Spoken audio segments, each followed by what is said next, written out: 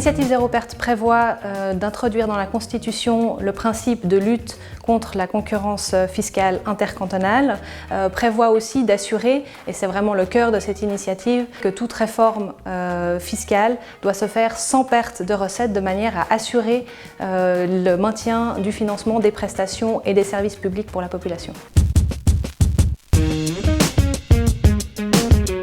Bien sûr, parce que c'est une initiative qui est constitutionnelle, donc inscrire ce type de principe, c'est un signe extrêmement important, de même que d'assurer le financement des prestations, que ce soit les services publics ou les prestations directes pour la population.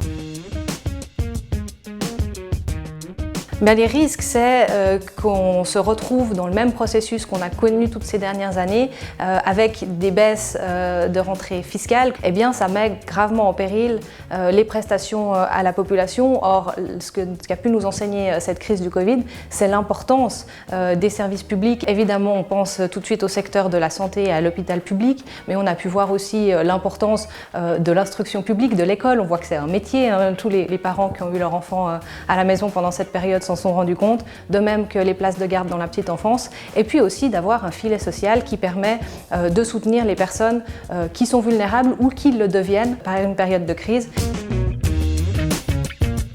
Justement pour se donner l'ambition, la première, très basique, qui est le maintien des prestations et des services publics, mais se donner une ambition plus importante qui est de les développer. Et je pense que c'est vraiment le moment de réaffirmer notre attachement aux prestations publiques dans cette phase post-Covid.